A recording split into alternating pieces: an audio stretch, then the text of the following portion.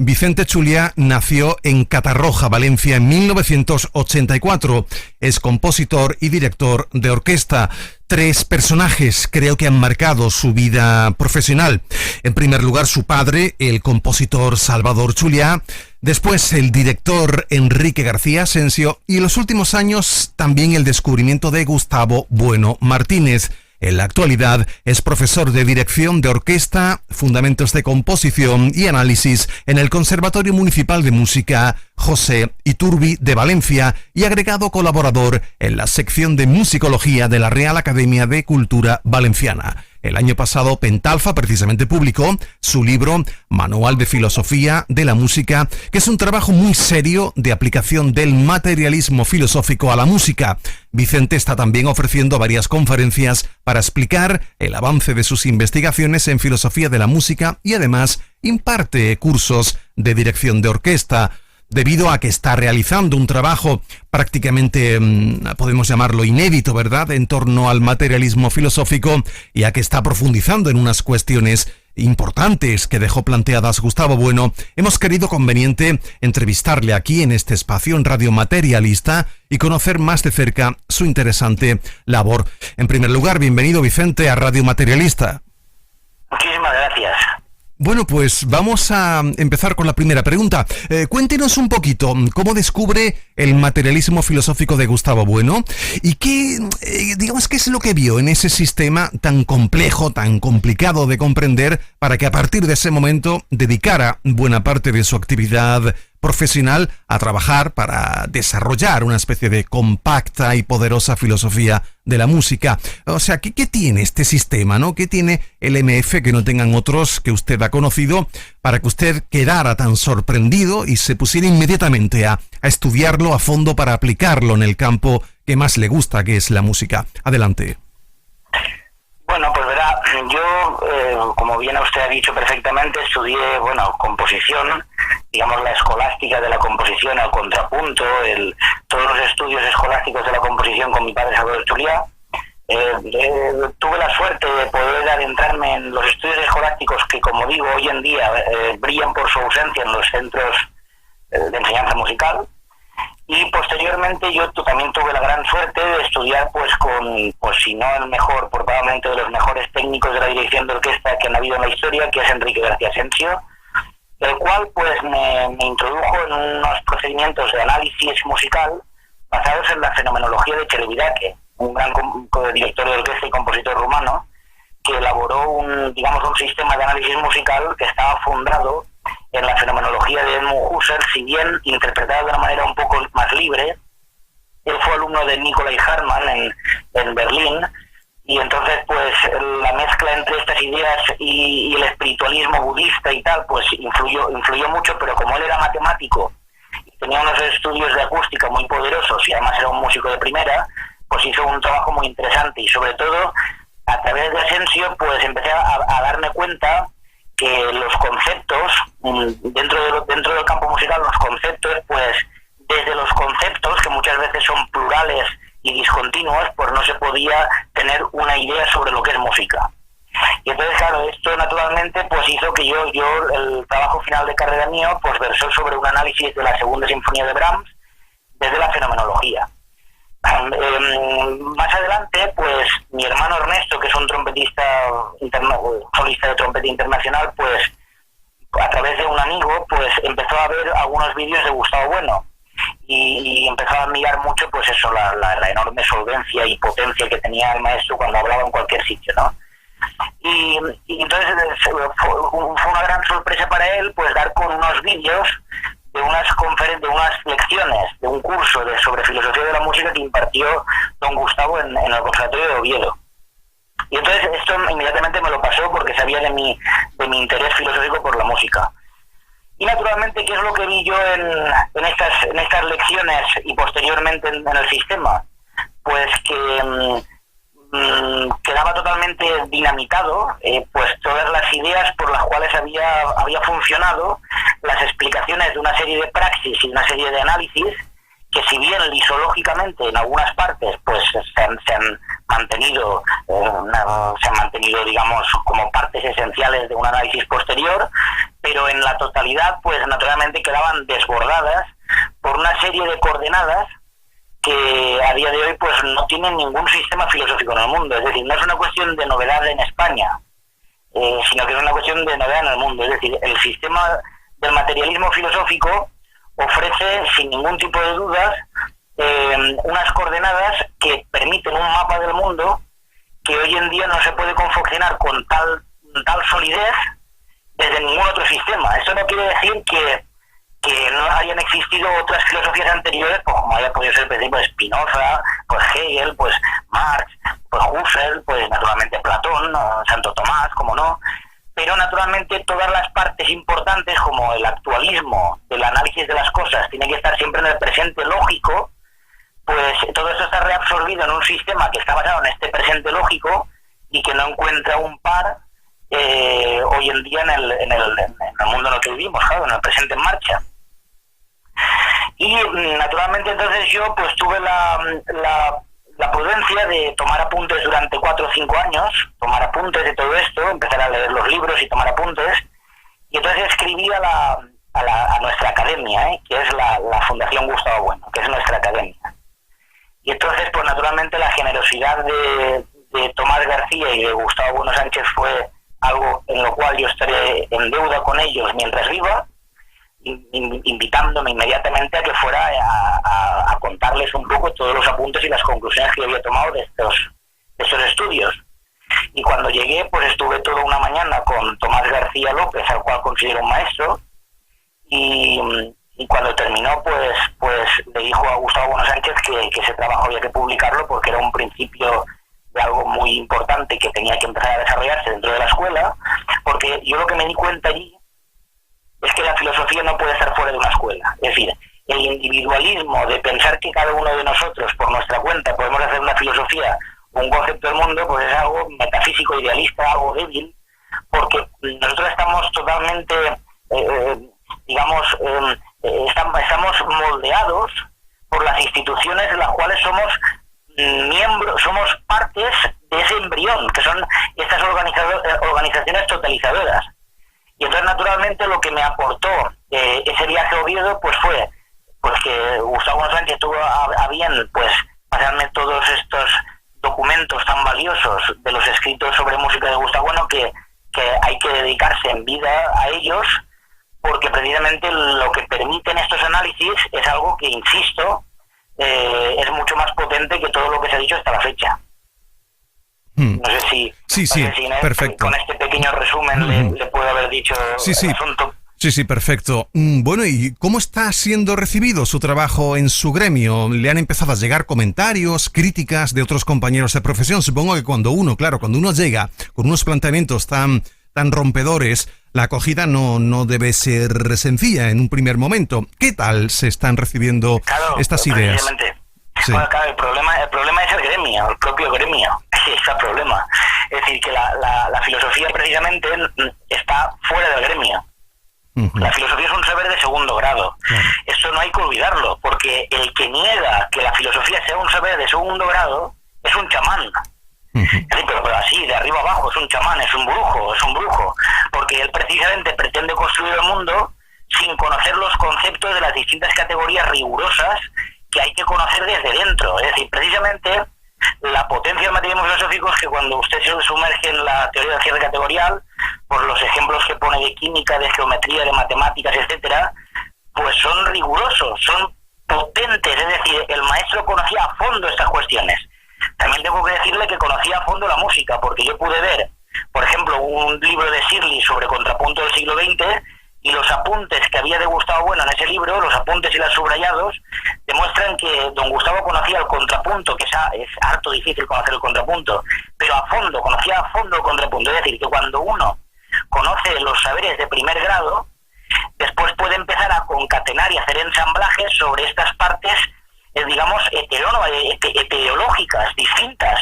Y entonces, desde unas coordenadas de un sistema que está basado precisamente en estas 3 ideas cardinales, que es mundo, el ego, el sujeto trascendental y la materia ontológico general, pues precisamente la base del materialismo filosófico es precisamente que tiene unas coordenadas muy potentes para responder a preguntas tan difíciles y tan embrolladas pues, como puedan ser qué es música.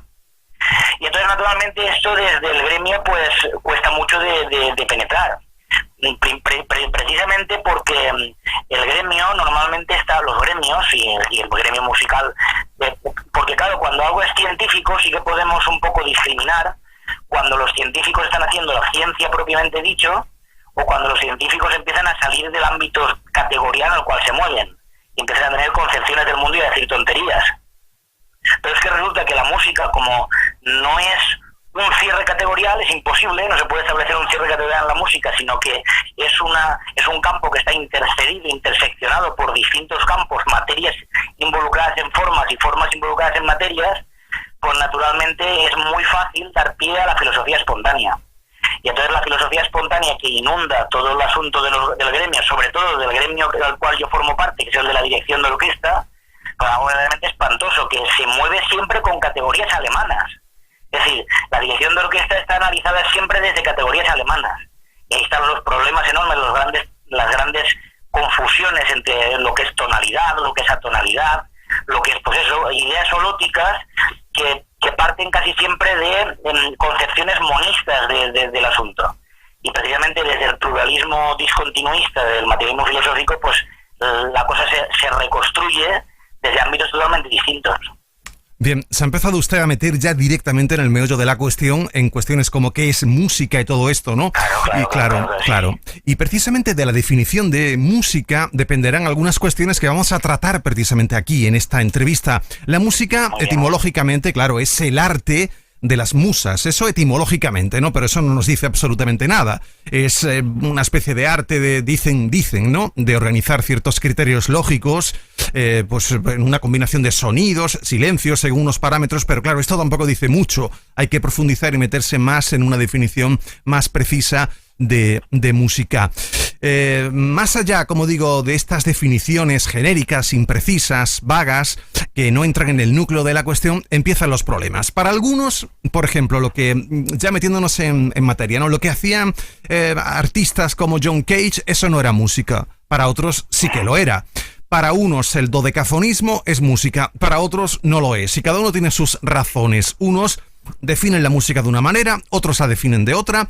Bueno, pues nuestro invitado de hoy utiliza precisamente el materialismo filosófico para entender y analizar la música. Es una herramienta, por supuesto, como nos ha dicho el propio Vicente ahora, poderosísima, que le permite llegar donde otros sistemas no le permiten llegar. En fin, le voy a pedir que nos defina qué es música críticamente. Esto es, cuando le digo críticamente, es que quiero que usted vaya descartando por metafísicas, por idealistas o lo que sea, otras definiciones de música tradicionalmente aceptadas en los tratados de música. Adelante, Vicente. Muy bien. Bueno, pues lo primero es, de acuerdo a la definición que usted ha dado, por ejemplo, la de cuando usted dice arte, que es algo común, ¿no? La música es el arte, pues por eso es la confusión de una idea oscura por otra idea oscura. Es decir, si ya hay una equivocidad, es equívoco hablar de música, pues hablar de arte harto equívoco es.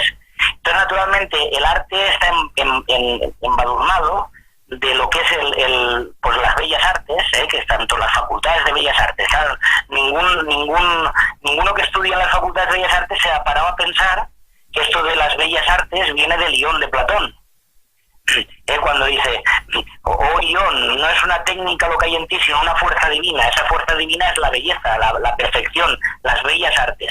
Ese espíritu que digamos es de donde vienen las bellas artes, vienen precisamente del Ión.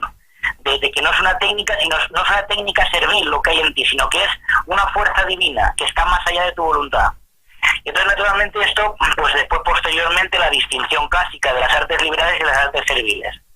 Claro, el problema es, y posteriormente toda la teoría de Baumgarten y posteriormente de Kant, etcétera, y de todo el idealismo alemán, sobre las ideas de estética, que es una de las cosas más horrorosas que puede haber. Claro, entonces el materialismo filosófico tiene que plantarse contra esta confusión de ideas, estas ideas oscuras y confusas que no se distinguen formalmente ni se distinguen de otras ideas, no distinguen formalmente las partes por las cuales se componen, ni se diferencian de otras ideas. Y entonces, naturalmente, ¿qué hace el materialismo filosófico al respecto? Pues analizar pensar el asunto desde una reconstrucción con previa trituración de las ideas clásicas de artes serviles y artes liberales, pero reconstruidas desde el eje radial del espacio antropológico, es decir, desde la relación de los hombres con las cosas, vamos a decir, las cosas, pues eso, pues vamos a decir, desde los automóviles, las calles, los árboles, los ríos, es decir, esto rompe la dicotomía tan absurda de naturaleza-cultura, por ejemplo. Y entonces, naturalmente, el teorema de Pitágoras forma tanto parte de nuestro eje radial como un árbol, o como un automóvil, o como una catedral. Y entonces, claro, en esta reconstrucción desde el eje radial, pues la distinción que hace el materialismo filosófico desde un pluralismo discontinuista es que no acepta una homogeneización de una teoría estética general, eso lo rechaza de arriba abajo, pues es precisamente establecer la distinción entre arte sustantivo y arte adjetivo.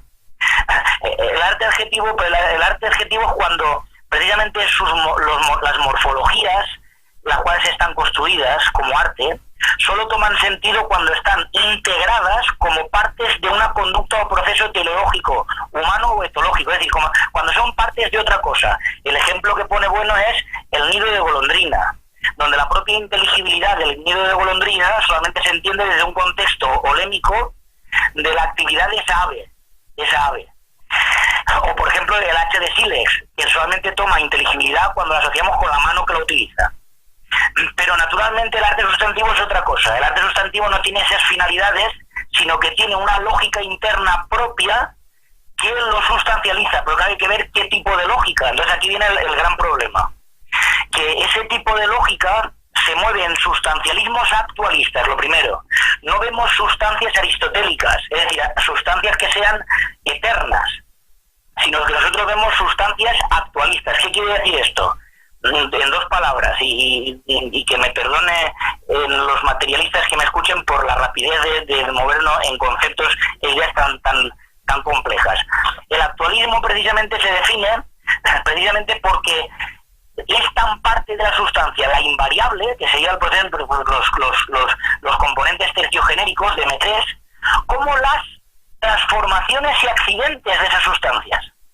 Es decir, que la Sinfonía Quinta de Beethoven, por ejemplo, no es una sustancia eterna e invariable, sino que tiene una invariable en sus propios conceptos internos, pero esas invariables están transformándose y a través de referenciales, de fenómenos, a través del presente en marcha, es decir, desde el actualismo.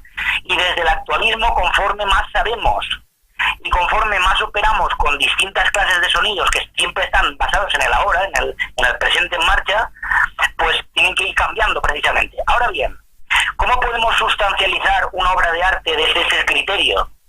Pues como bien dice, bueno, desde los valores estéticos no. Los valores estéticos son insuficientes. ¿Por qué? Vamos a ver, porque por ejemplo dice los valores estéticos pues se refieren a lo bello, a lo feo, a lo sombrío, a lo fúnebre, etcétera. Y entonces los juicios de valor correspondientes están presentes prácticamente en la vida humana. Pero cuando ya los encaramos a la obra de arte, el análisis de estos valores estéticos son un plano abstracto y normalmente monista, que tiene que ver con el espíritu, salvo que se determinen las reglas y proporciones objetivas de tal sustancia. Y entonces esas sustancias son que existen sustancialismos individuales, separados, exentos.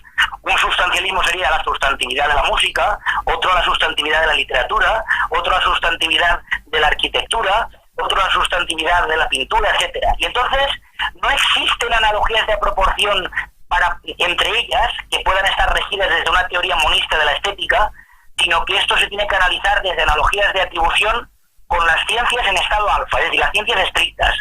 Digo analogías de atribución, igual que en la filosofía, que sin las ciencias y las técnicas no se puede analizar nada. Entonces, la música, ya concretamente la música, claro, para poder ver ese sustancialismo musical, ¿qué es música? ¿Qué es música? Hombre, no se puede decir con una frase, porque la música es una idea muy compleja que está embarullada. Entonces, ¿qué herramienta tenemos para poder analizar este asunto? Por la teoría de la esencia genérica, de don Gustavo Bueno. Y la teoría de la esencia genérica precisamente establece una raíz y y esa raíz sería la apreciación de los sonidos. Es decir, cuando nosotros, por ejemplo, en instrumentos de la prehistoria, de Mesopotamia, etcétera, se pueden ver ya instrumentos donde precisamente a partir de operaciones, cuando nosotros empezamos a manipular los instrumentos, podemos notar que aquellos seres ya distinguían unos sonidos de otros. Es decir, habían distinciones diaméricas, no metaméricas, es decir, no llenas de ideas de fuera del propio campo, sino que dentro de los sonidos había distinciones entre ellos. Eso sería la raíz, la apreciación M2. Ahora bien, el núcleo ya no es solamente se reduce a eso, sino que el núcleo ya tiene que ver con un volumen, no un cuerpo, porque el sonido musical no es un cuerpo, sino que es un volumen de masas de cuerpos que están vibrando entre sí. Entonces, estas vibraciones, estas masas de vibración, precisamente se estudian a partir de la teoría de Gustavo Bueno del volumen tridimensional del sonido musical, que tiene 3 dimensiones, que son el eje de la sí, que son las alturas, que se pueden estudiar a partir de, lisológicamente, de alturas diferenciadas unas de otras, los intervalos musicales, y morfológicamente a partir de coordenadas tonales, que vayan unificando una serie de círculos sonoros en distintas totalidades que nosotros estudiamos a partir de la palabra glomérulo, que glomérulo quiere decir ovillo, es decir, agrupamiento. La palabra glomérulo, glomis, glomelis, significa ovillo y tiene que ver, primero nació por la botánica y después pasó a la biología, el glomérulo renal, etcétera. Pero en la botánica tenía que ver con precisamente una serie de agrupamientos de flores sobre un mismo tallo.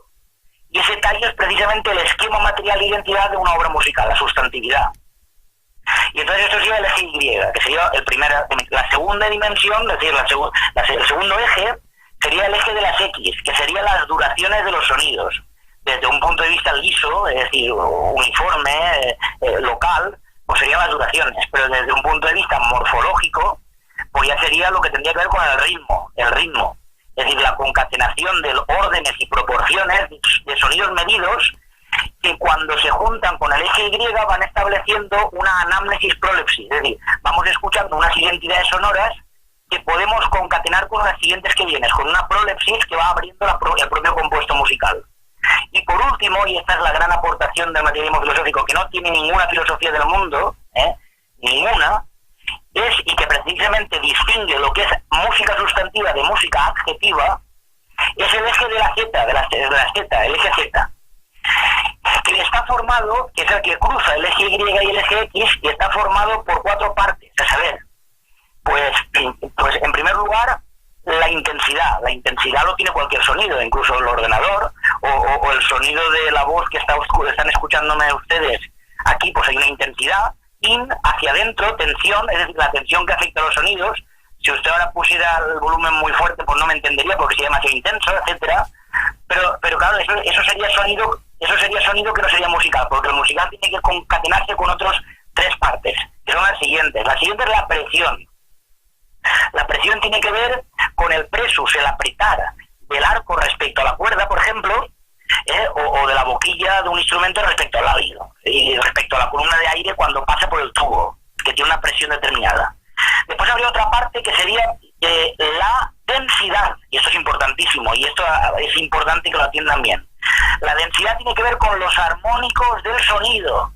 Los armónicos, es decir, cuando nosotros percutimos una cuerda, la cuerda no vibra de manera unívoca, sino que hay unos sonidos secundarios que suenan a través de la subdivisión de esas vibraciones.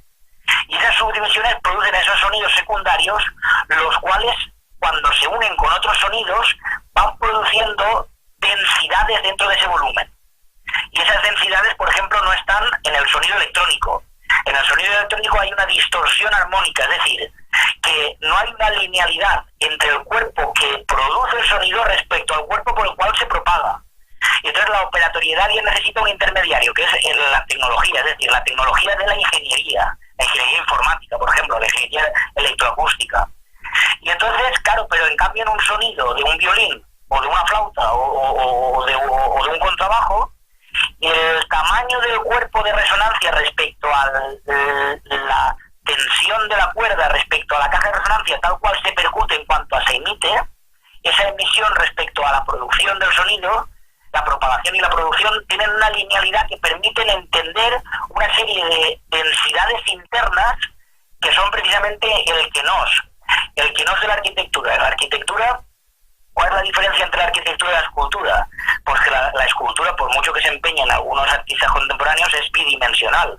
Es decir, aunque nosotros veamos un rostro de una escultura, resulta que el rostro no tiene cerebro, no tiene interioridad, no tiene sentido de interioridad, que es el sentido de estar dentro. En cambio, una catedral nosotros la vemos por fuera y cuando abrimos y la vemos por dentro resulta que nos llevamos una sorpresa porque por dentro es un mar de cosas que hay que analizar. Entonces ese que es el sentido de interioridad que tiene la arquitectura es precisamente el eje Z en su relación con las densidades y la última parte del eje Z, que es las amplitudes. Es decir, las relaciones de estas densidades y las intensidades que se propagan en una duración de tiempo determinado y que van estableciendo convergencias, divergencias, contraposiciones, etcétera. Y entonces estos tres ejes responden al principio sin bloqueo, es decir, son disociables pero inseparables. Y gracias a esta disociación nosotros podemos ver el pluralismo que acontece en un compuesto musical, como unos glomérulos van entretejiéndose con otros, y entonces a partir de eso podemos estudiar esas sustancias de manera actualista para poder, si se da el caso, cerrarlos fenoménicamente, siempre sabiendo que es una aproximación, porque el arte no se puede cerrar como se cierra una categoría. Entonces estas aproximaciones son precisamente lo que nos permite ir conociendo esas sustancias de manera interna y de manera lógica. No sé si con esto les sirve un poco para... Sí, bueno, hay una cuestión importante. Eso sería el núcleo. Después estaría el cuerpo. El cuerpo son precisamente tanto el cuerpo de los músicos, el cuerpo de los instrumentos, el cuerpo de los materiales de los auditorios que son la acústica, que producen la acústica, y sobre todo las partituras. Y entonces en las partituras ya hay una serie de conceptos concatenados ahí dentro, M1, M2 y M3, que precisamente desde un análisis profundo pues establecen, a partir del materialismo filosófico, se establece la destrucción de las ideas de tonalidad y atonalidad por la idea de una idea holótica de la música, es decir, no una idea monista, sino pluralista, que tenga que ver con la racionalidad anatómica, no la racionalización atómica, que son de partes fisiológicas, como puede ser la tonalidad o la atonalidad. Es decir, cuando dice Schoenberg, los sonidos tienen que ser libres como los astros, pero qué tontería es eso, hombre, por Dios, si los astros no son libres, ¿qué es eso de libres los astros? Y entonces, a partir de la racionalidad anatómica, se sabe que son partes heterológicas que están conectadas y concatenadas entre sí. Y de ahí de donde vienen los contextos determinantes de las ciencias, ojo, casi nada. Y esto tiene que ver con el materialismo filosófico. Entonces, tenemos 6 generaciones de tonalidades definidas y 3 generaciones de tonalidades indefinidas. Y entonces a partir de aquí ya tenemos referencias para poder analizar las cosas sin esta basura que nos envuelve de categorías alemanas, europeas, etcétera.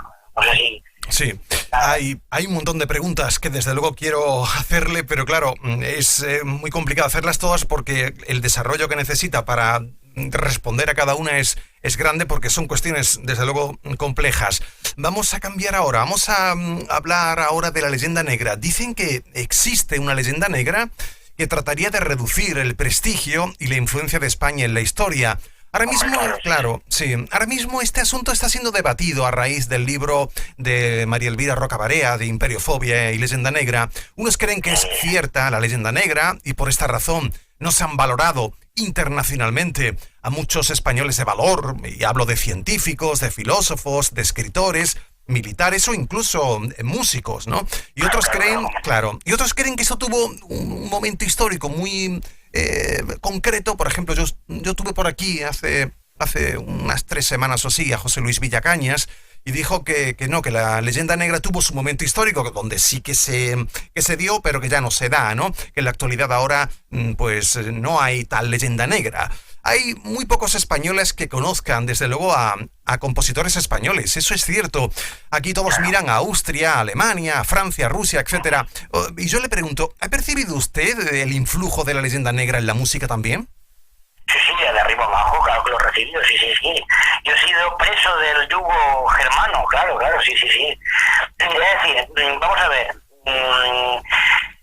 Estas cuestiones se pueden tratar desde muchos puntos de vista. Claro, el problema es que Villacañas o que otros, vamos a llamarles pues no sé cómo llamarles, pues nada, muchas veces bobos, muchas veces, no digo Villacañas directamente, pero muchas personas cuando analizan estas cuestiones quieren envolver un análisis de la propia historia desde filosofías importadas que ya toman parte en el asunto.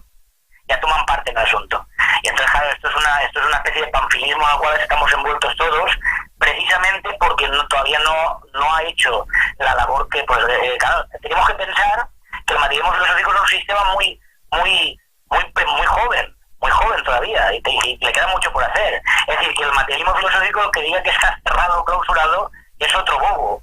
No, un imbécil, el que diga esto es un imbécil. Con todo, imbécil no lo digo como insulto, sino digo como sin báculo, es decir, va desorientado. Porque un sistema filosófico no puede acabarse tan pronto, hombre, y más cuando envuelve, pues por ejemplo en la música estamos empezando, y en otras cuestiones estamos empezando todavía. Entonces, lo que quiero decir es lo siguiente, la leyenda negra, claro, vamos a ver, Bach no hubiera podido existir, imposible que existiera Bach, si no hubiera existido la polifonía, el siglo de oro de la polifonía española, Alonso Lobo, Tomás Luis de Victoria, Guerrero, Cristóbal de Morales. Sin esos compositores, Juan Cabanilles, por ejemplo, el tema que tiene en O Mortales que amáis, pues 70, 80 años o más, que lo escribió antes que la Pasión según San Mateo, en cambio el tema inicial es el mismo. Luego esto demuestra que Bach conocía esa música. Luego estoy diciendo que el principio de la Pasión según San Mateo es, desde un punto de vista melódico, un plagio de Juan Cabanilles, del compositor valenciano Juan Cabanilles. Y entonces, quiero decir con esto que Bach estudió la polifonía italiana, francesa y española, sin la cual no hubiera podido hacer todo lo que hizo. Y la propia construcción de la música hemos colaborado todos. Y en el caso del siglo XV y XVI, el mejor sitio donde se podía estudiar música del mundo era España, donde estaban los mejores músicos, insisto, Tomás Luis de Victoria, Alonso Lobo, Guerrero, etcétera. Y después, posteriormente, han seguido habiendo una evolución. Lo único que pasa es que se ha movido a una escala distinta y a unas velocidades distintas del resto, pero donde hay sustancialismos tan potentes como pueden haber fuera. El problema es que están escondidos y no se conocen, porque precisamente no es ningún mito. Es decir, la leyenda negra está actuando en el presente en marcha, pero no es una cuestión pasada, está actuando día a día. Y el propio libro de Villacañas, donde insulta a Roca Barea y se mete con Gustavo Bueno, etcétera, pues es precisamente es una demostración de la propia aplicación de esa leyenda negra, donde precisamente yo, para mí, sin conocer absolutamente el sistema, no lo conoce, para mí no lo conoce, y si lo conoce, peor para él, pues está criticando una serie de cuestiones que son de 2 y 2, 4. Ahora, está claro que pensar desde un sistema y operar desde un sistema, pues para nosotros el pensamiento solamente existe si tiene operaciones, es decir, es el pensamiento dialéctico, pues naturalmente no tiene ningún valor si no es desde una escuela. Y en ese sentido, pues yo le tengo que decir que todo lo que estoy haciendo, yo soy una parte de un motor, y el motor es la Fundación Gustavo Bueno, es decir, la academia, la escuela. Fuera de la escuela no hay filosofía. Y la Fundación Gustavo Bueno está haciendo una labor que eso hay que reivindicarlo, porque es que no existe algo análogo así en todo el mundo. Y yo conozco perfectamente todas las teorías de la música, de todo lo que se está diciendo por ahí, los que se ha dicho, y conforme más lees, más te das cuenta de que el embrollo es total, claro, el embrollo es total, y precisamente este tipo de teorías tiene una intersección sobre la propia realidad. Es decir, que no estamos en las nubes, sino que estamos operando desde el presente en marcha, del presente lógico, como dice Gustavo Bueno en el papel de la filosofía. Y naturalmente, pues la leyenda negra está operando, pero claro, nos tiene a nosotros enfrente, veremos quién gana el pulso. Una de las críticas que precisamente se le hacen a la filosofía de la música de Gustavo Bueno es que solo sirve para analizar la música clásica, ¿no? Yo tuve, por ejemplo, la semana pasada por aquí en una tertulia que planteamos sobre el propio sistema del materialismo filosófico, tuve a Ernesto Castro, que nos hablaba de que había escrito un libro llamado Filosofía del Trap, y que, aunque le reconocía a usted su buen trabajo en filosofía de la música, no había podido aprovechar ninguna de las ideas de usted para analizar el trap, porque el campo de aplicación de sus teorías no cubría precisamente las músicas populares, a juicio de Ernesto Castro. Este hombre decía que tanto Gustavo Bueno como usted pues despachaban este asunto pues diciendo que todo lo que no sea música clásica es música degenerada, ¿no? Y así se quitaba un poquito el problema de encima. Usted habla de tres tipos de música: música sustantiva, nos lo ha dicho ahora, música adjetiva y música degenerada. Cuando le pregunto ahora, cuando hablamos de música degenerada, ¿a qué nos estamos refiriendo concretamente? ¿Afecta esto a la calidad de las obras musicales? ¿Se puede, no sé, utilizar el materialismo filosófico para analizar las músicas populares? Bueno, vamos por partes, claro. Es que muchas veces el diálogo entre las personas pues es imposible. Porque precisamente, insisto, en el asunto de... no me refiero a usted, me refiero al diálogo entre estas posturas filosóficas, Precisamente porque el que entiende la filosofía como un saber de segundo grado, no me extraña a mí que a otros no les sirva lo que yo escribo, porque para que sirva hay que saber armonía, contrapunto, fuga, hay que saber orquestación. Es decir, si no sabes meterte dentro de una partitura no puede servir. ¿Cómo va a servir?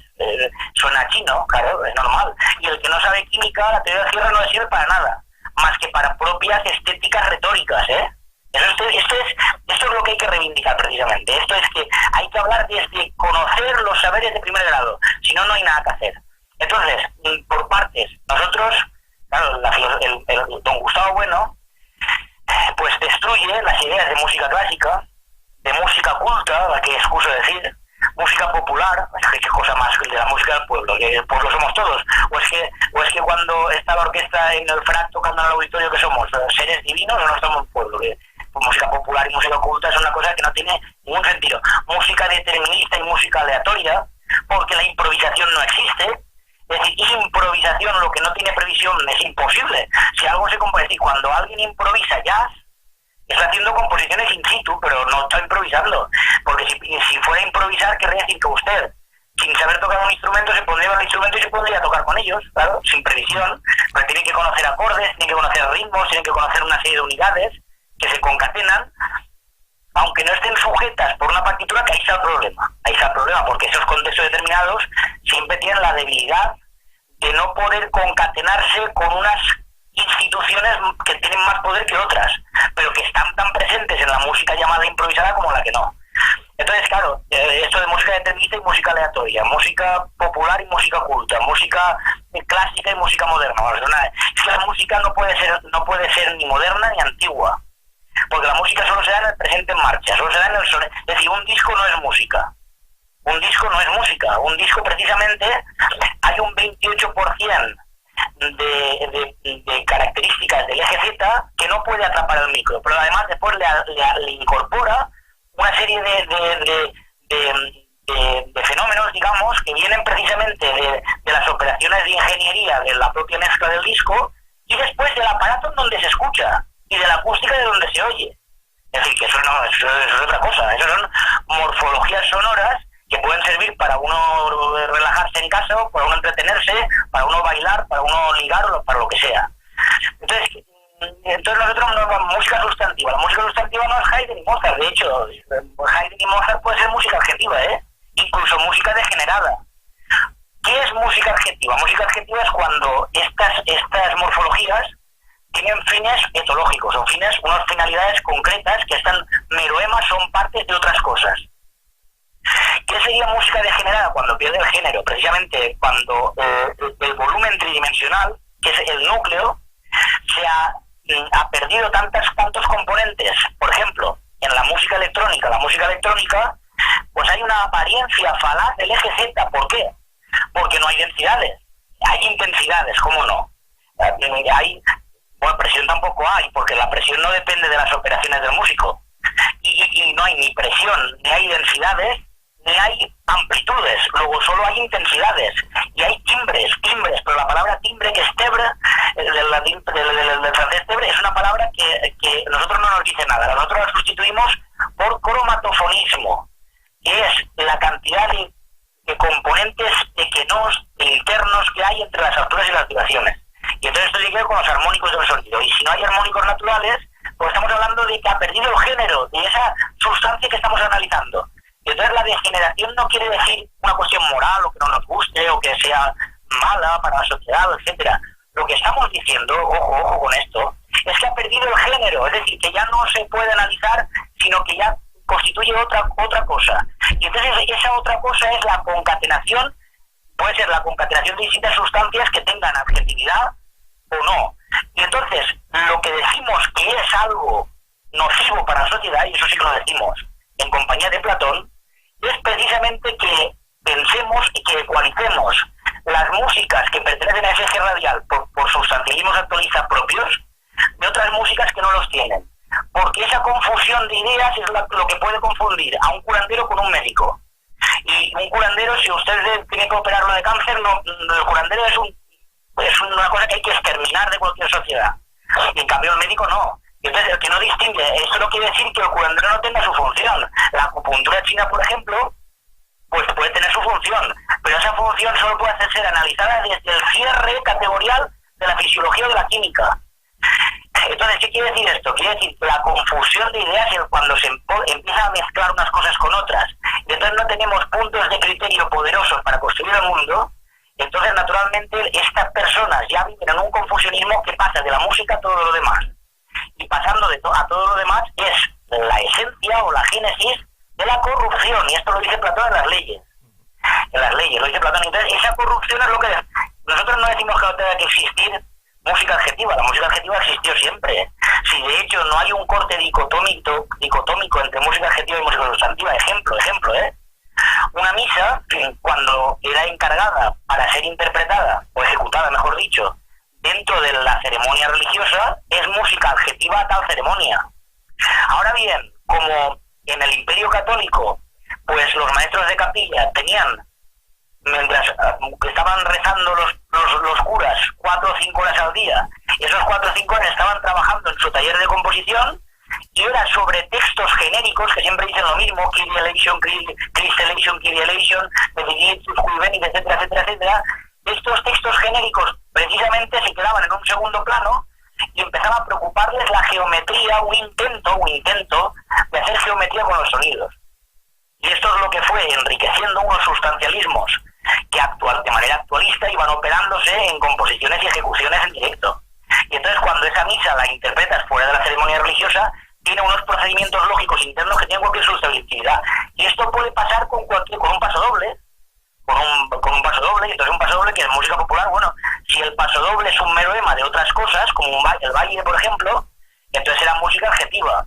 En cambio, si el pasodoble se escucha sentado y atendiendo a la lógica interna de las operaciones musicales y se hace una justificación glomerular de esos compuestos, entonces era música sustantiva. Ahora bien, tendrá que tener sonido que tenga el núcleo, porque si no tiene el núcleo de los 3 ejes, entonces pierde el género, y entonces es otra cosa. Y entonces la teoría monista de la estética, que lo unifica todo, lo que viene a ser es el escudo para los que realmente no saben lo que es un acorde perfecto mayor. Y entonces no, es que el acorde perfecto mayor no pertenece a la filosofía, pero sí que a la filosofía le pertenece todo. ¿Qué es esto de que no le pertenece a la filosofía? Lo que pasa es que el ignorante, pues tiene que ejercitarse en el arte de la retórica para impresionar al público, y entonces viene a convertir la filosofía en algo totalmente metafísico, que viene a ser sociologismo, psicologismo, subjetivismo y sobre todo payasería.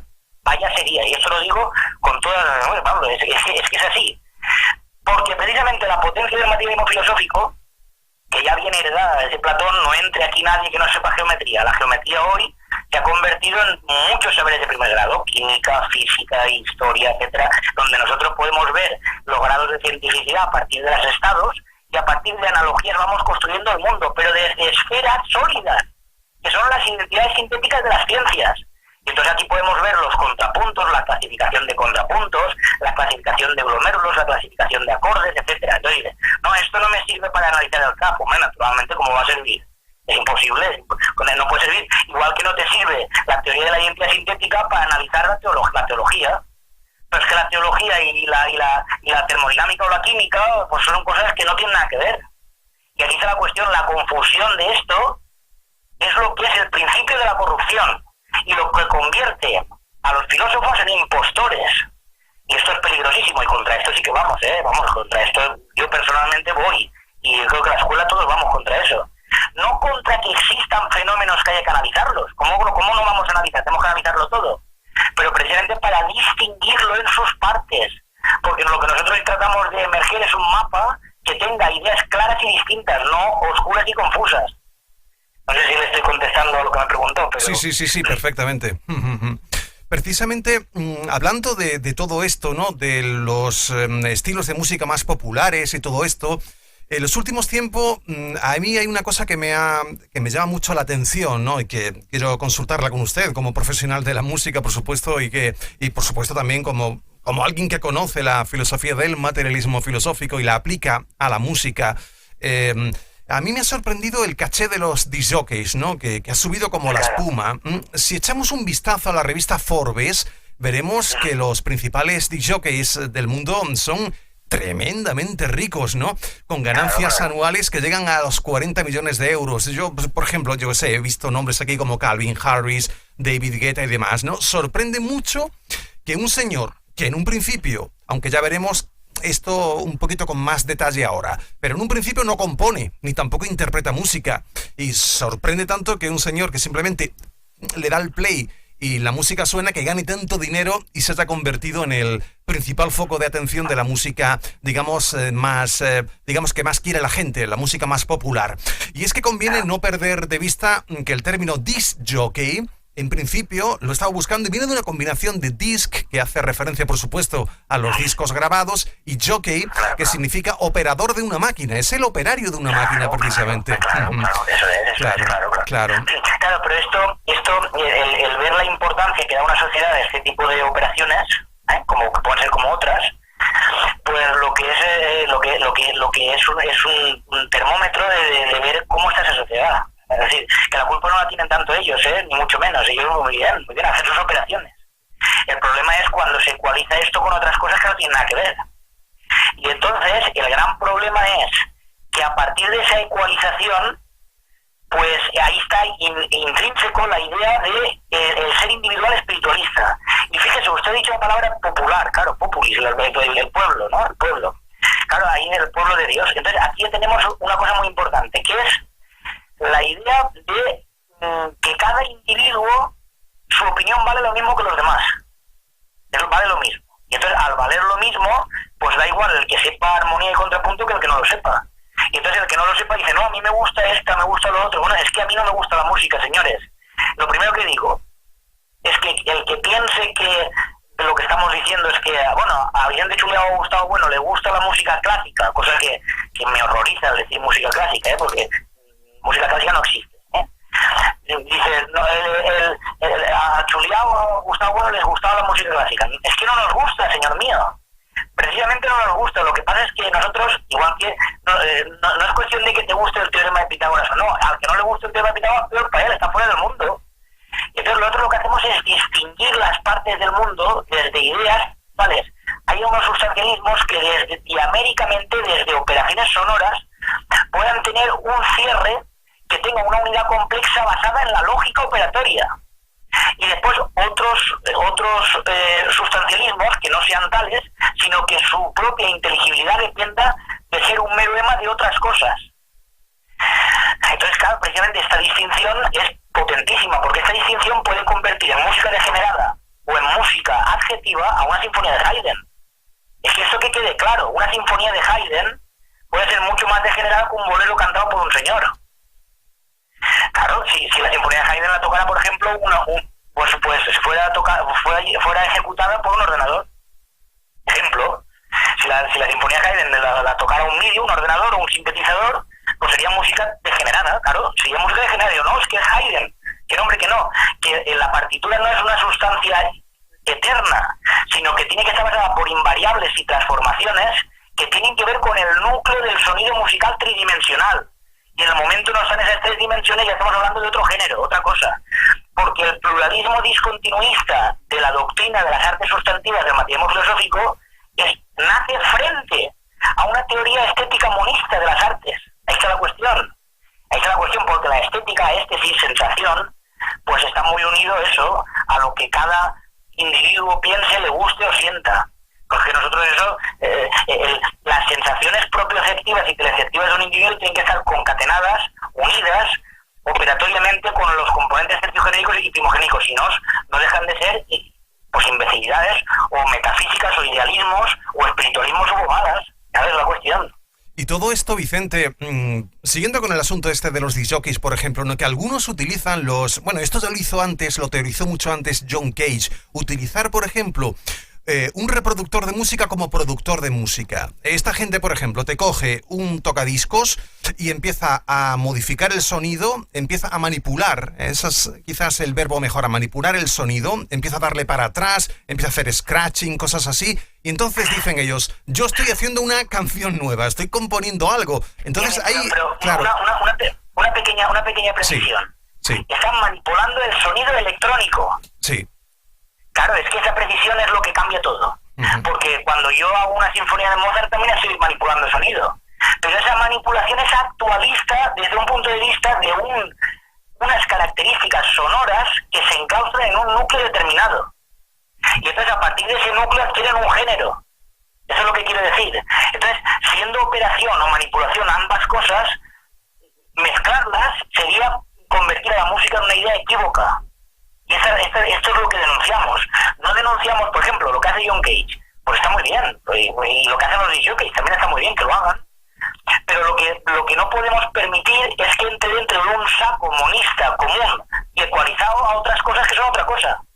Porque, insisto, en el momento la química o la medicina se confundiera con el curanderismo, pues estamos en una sociedad totalmente ridícula, abocada al suicidio total. Al suicidio total.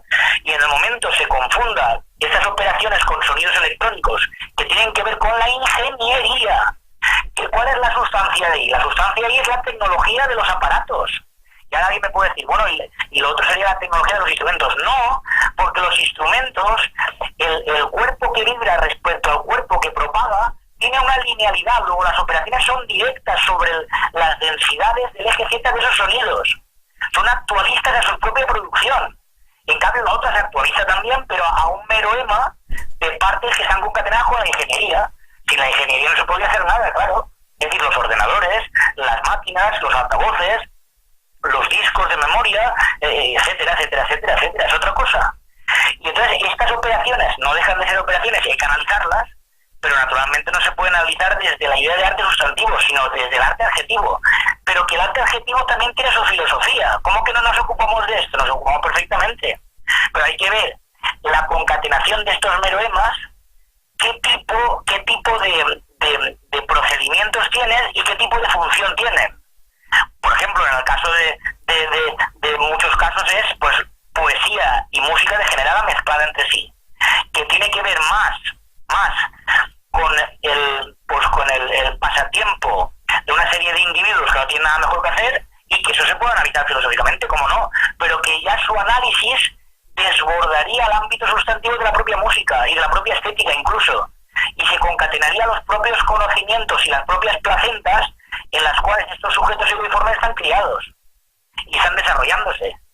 Es decir, que no, esto ya sería otro tipo de análisis. Lo que nosotros hacemos es mezclar, porque en el momento le llamas música a esto y género musical a esto, pues insisto, eres imbécil, no por insulto, sino porque no llevas báculo. El báculo es lo que diferencia que haya una roca delante o que haya agua, por Dios. Claro. Y entonces tenemos que diferenciar las cosas, porque si no las diferenciamos, y entonces, aunque sea una retórica que parezca muy inteligente, pues no hay inteligibilidad por ningún lado. Esa es la cuestión. Vamos ahora a otra de las cuestiones que usted ha tratado también varias veces en sus conferencias y en sus vídeos, ¿no? Un poquito lo que se llama la percepción subjetiva de la música, a todo esto de los sentimientos y demás. Si hacemos una encuesta, por ejemplo, y preguntamos a una muestra representativa de la sociedad si la música de Bach, por ejemplo, es buena, yo creo que casi todo el mundo dice que sí. Pero si preguntamos a continuación, ¿cuántos escuchan habitualmente a Bach? La estadística entonces cae en picado, ¿no? Los estilos más escuchados pues son el pop, el rock, el reggaetón, más o menos los que todo el mundo conoce, ¿no? Entonces aquí se da una aparente paradoja. O sea, todo el mundo reconoce más o menos, ¿no? Con excepciones, pero más o menos. Reconoce la valía de cierta música, pero al final no la escucha. No la escucha porque dice que no le gusta y prefiere otros productos probablemente de menor calidad. ¿Y qué razones nos dan? Bueno, pues que se aburren con la música de cierto autor clásico, que no sirve para socializar, que no tiene letras que transmitan, pues yo qué sé, las inquietudes de los jóvenes ahora, que son sonidos pues anticuados, que es música muy triste, que no sirve para bailar, lo que sea, ¿no? Dan un montón de razones aparentemente triviales y que parece que entran en el terreno de lo puramente sentimental, de eso que llamamos M2, ¿no? De la psicología, vamos. Usted ha sido muy crítico a veces con esta, llamémosle, subjetivación en torno a la música y a las artes en general. ¿Hasta qué punto es la valoración, o en la valoración de la música, perdón, y en los análisis debemos tener en cuenta el componente subjetivo o desecharlo completamente? Bueno, pregunta muy interesante. Entonces, vamos a ver. Yo le he citado antes lo de la racionalidad anatómica, cosa que hemos dicho que la filosofía solamente puede funcionar desde la escuela. Es decir, sin la Fundación Gustavo Bueno vamos con taparrabos, los materialistas filosóficos. Entonces, ¿qué quiero decir con esto? Quiero decir que, por ejemplo, a mí, en las orientaciones que he recibido, no solamente los textos de Bueno y los manuscritos, sino que desde la generosidad de la Fundación, yo he recibido consejos de Tomás García López, por ejemplo, y de Luis Carlos Martín Jiménez, y después pues otros trabajos de otros como Carlos Madrid en las matemáticas. Hay trabajos, pero claro, por ejemplo, a mí, en el caso mío, pues trabajos como los de Luis Carlos Martín Jiménez, como los de Tomás García López, o como los de, por ejemplo, los de José Luis Pozo Fajarnés, etcétera, son trabajos verdaderamente asombrosos. Entonces, Tomás García López aquí me orientó. ¿En qué me orientó? Pues hemos utilizado la palabra subjetivismo. Bueno, bien, muy bien, está bien.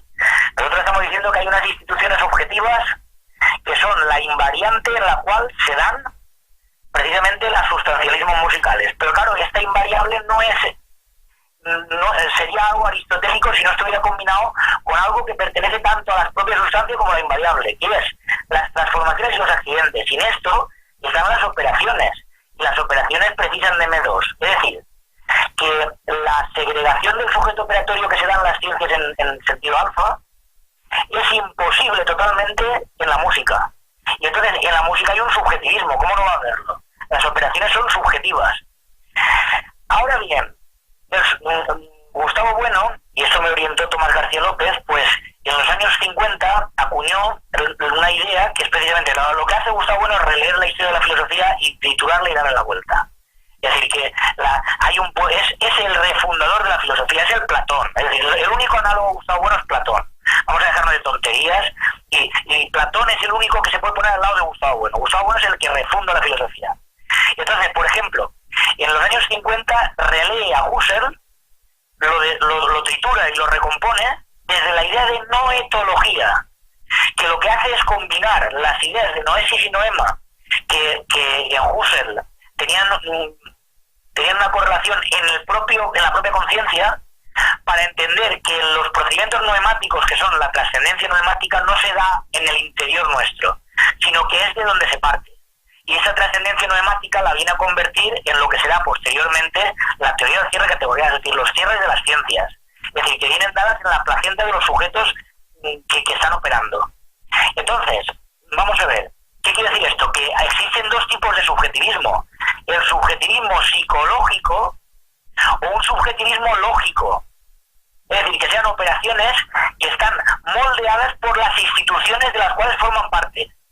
Y entonces estas instituciones precisamente son los conceptos concatenados con ideas musicales internas, que son precisamente el hecho de poder entender que lo que se llama el sentimiento, que es una idea que viene de Tetens, a partir de la combinación, estas combinaciones clásicas del sujeto con el objeto, la vis cognoscitiva, o del objeto con el sujeto, la vis apetitiva, y después hay una tercera combinación que se inventa Tetens, que es la relación del sujeto consigo mismo. Esa duplicación del sujeto precisamente es el espiritualismo, que esto después lo recoge Kant y se bifurca por todo el romanticismo. Pero ¿qué es lo que dice Gustavo Bueno en la genealogía de los sentimientos? Dice que lo que se produce, las sensaciones M2 que nosotros recibimos de la música, no son sentimientos, sino que son resonancias sentimentales, resonancias. que vienen moldeadas por las propias instituciones objetivas de las cuales el músico está operando. Entonces no es algo que sea a priori, que sea el alma que hace que sea, por eso la expresividad o la comunicación, porque nos convierte, la filosofía alemana nos convierte a los músicos en una especie de telégrafos, que pasamos mensajes. No es eso, sino que esas instituciones objetivas son las que moldean las operaciones que vamos haciendo sobre ellas y que pueden cerrar mientras estén basadas en procedimientos lógicos. Entonces este subjetivismo lógico es precisamente el que une a M1, M2 y M3, y el que destroza y tritura la idea del sentimiento como la génesis o la raíz de la música. La raíz de la música es la apreciación, pero esa apreciación tiene que ser de unas instituciones que están en la historia. Y que nosotros, como la historia no es el pasado no existe, sino que la historia es el presente, desde las reliquias y los relatos, nosotros vamos operando, y aquí está el tramo nosiológico de las artes, que es precisamente las reliquias y los relatos. Y después viene el tramo noetológico, que es precisamente la manera de concatenar esos distintos glomérulos sonoros de acuerdo a unos axiomas que son propuesta, contraposición y resolución, que pueden perfectamente sustantivar ese compuesto que estamos haciendo, no cerrándolo de manera total, porque la propia música no se agota en esas operaciones. Y entonces siempre requiere del actualismo de unas posibles revisiones o retransformaciones o accidentes que vienen dados de posteriores producciones y composiciones. Pero naturalmente no se reduce a los sentimientos, porque reducirnos a los sentimientos es precisamente adjetivar la música desde procesos etológicos y humanos que vienen dados de otras cosas externas a la propia música. Y entonces ahí entra pues el rock, entra el pop, entra pues las letras de las canciones, entran las funciones sociales a las cuales nos llevan esas morfologías sonoras, pero naturalmente esto, teniendo su función y habiendo existido siempre, nosotros lo disociamos de una serie de sociedades políticas en las cuales hay unos sustancialismos actualistas, pero sustancialismos hasta hoy al fin, que son unos cierres fenoménicos que nosotros podemos analizar desde las esferas sólidas que nos ofrece el materialismo filosófico en los propios conceptos categoriales y en las propias ideas que van moviéndose en materias involucradas en formas y formas involucradas en materias. Bueno, pues antes de terminar, estamos llegando al final. Finalmente, coméntenos algo sobre sus futuros proyectos en torno al materialismo filosófico. ¿Qué es lo próximo que tiene previsto hacer? ¿Cuáles son las nuevas líneas de investigación que está llevando a cabo? Pues mire, hay varios frentes, ¿no? Sí, nunca mejor dicho, porque pensar contra alguien. Uno es seguir desarrollando el curso de dirección de orquesta desde el materialismo filosófico, donde se coge como base pues la enorme escuela de Celibidache, que era lo más potente que existía hasta el momento, pero es revisado y reconstruido desde precisamente las coordenadas del materialismo filosófico. Otro ejemplo pues sería seguir impartiendo clases analizando obras, porque sin partir de análisis concretos no se puede hacer filosofía, más que se puede hacer retórica y una especie de miscelánea pues entretenida. Y otro frente importante es precisamente establecer y desarrollar pues una serie de cuestiones que yo pienso que están ya, pero que tienen que ser juntadas y analizadas y desarrolladas en torno a la doctrina del arte sustantivo como pluralismo discontinuista frente al monismo de la estética. Eso se tiene que desarrollar. Porque está, pero hay que seguir trabajando, porque nosotros no hacemos doxografía, sino que nosotros estamos sin parar, no paramos. Estamos llamándonos constantemente unos a otros, y hay veces que llamo a Luis Carlos o a Tomás y estoy horas y horas hablando con ellos, porque hay que tratar asuntos donde hay veces que parece que van por un camino y de repente se destruye y hay que emprender otro camino, etcétera, etcétera, etcétera.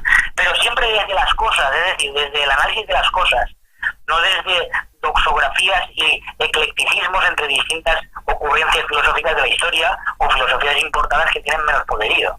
Y entonces, ese es otro frente. Y otro frente es también desarrollar la idea de verdad y música. Como bien sabemos, Bueno desarrolló poemas y teoremas y poesía y verdad, y a partir de todos esos análisis que él hace, donde hace un análisis noetológico del circuito noetológico común, y entonces la distinción entre nosología y noetología, entre un poema y un teorema, pues se puede hacer con una sinfonía o con una obra musical. Entonces eso también me está preocupando mucho, y naturalmente una cosa que me va a llevar toda la vida, y no terminaré, es seguir desentrañando todas las los esbozos que hay en los manuscritos de filosofía de la música de Gustavo Bueno, donde intercede sobre tantos asuntos que él mismo desarrolló, que vamos, que que vas sacando estromas y no se acaban, porque precisamente nosotros somos antitotalitaristas.